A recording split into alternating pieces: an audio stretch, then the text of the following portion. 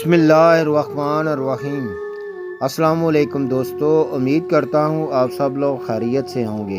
मिरासी बीमार हो गया, डॉक्टर के पास गया, उसने बहुत ज़्यादा फीस मांगी।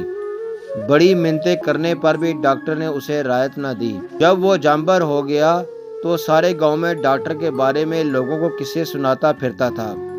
मैं ख्वाब विच मर गया ते फरिश्ते मैनू आसमाना ते लै गए। ਉੱਥੇ ਜਾ ਕੇ ਉਹਨਾਂ ਨੇ ਕਿ ਮੈਨੂੰ ਛੱਡ ਦਿਓ, ਮੈਨੂੰ ਪਤਾ ਹੈ ਕਿ ਮੈਂ ਕਿੱਥੇ ਜਾਣਾ ਹੈ। ਉਹਨਾਂ ਨੇ ਮੈਨੂੰ ਛੱਡ ਦਿੱਤਾ। ਸਾਰੀ ਜ਼ਿੰਦਗੀ ਨੇਕੀ ਦਾ ਕੰਮ ਕੋਈ ਨਾ ਕੀਤਾ। ਇਹ ਸੋਚ ਕੇ ਮੈਂ ਨੀਵੀਂ ਪਾ ਕੇ ਦੋਜ਼ਖ ਵੱਲ ਟੁਰ ਪਿਆ। ਦਰਵਾਜ਼ਾ ਖੜਕਾਇਆ, ਅੰਦਰੋਂ ਫਰਿਸ਼ਤੇ ਨੇ ਖਿੜਕੀ ਖੋਲੀ, ਸਿਰ ਬਾਹਰ ਕੱਢਿਆ। ਫਰਿਸ਼ਤਾ ਕੀ ਗੱਲ ਹੈ? ਮਰਾਸੀ, ਮੈਂ ਨਵਾਂ ਮਰਿਆ ਤੇ ਅੰਦਰ ਆਣਾ ਹੈ। ਫਰਿਸ਼ਤਾ, ਨਾਂ ਕੀ ਹੈ ਤੇਰਾ? फरिश्ते ने दोस्तियां दी सारी लिस्ट देखी, किते भी मेरा नां ना मिलिया। मैं बड़ा खुश। उत्थे मुड़ के मैं जन्नत वाल टुर पिया।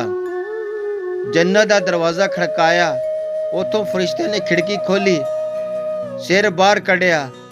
फरिश्ता, की गल है?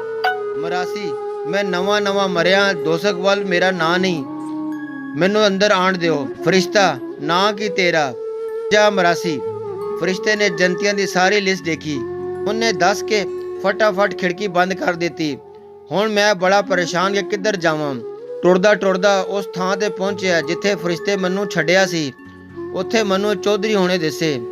चौधरी जी, ओ फजिया हरामदिया, इत्थे की करदा पिया है? मरासी, चौधरी जी की दसां, नवां मरिया ते मेरा नां दोज़ख जन्नत किधर भी नहीं मिलदा ते समझ नहीं आंदी हुण मैं कित्थे जावां। चौधरी जी, ओए तू डॉक्टर बशीर कोलों तो इलाज नहीं कराया?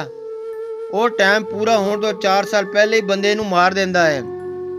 मैनू आया 2 साल हो गए ने, इत्थे बाहर फिरदा वां।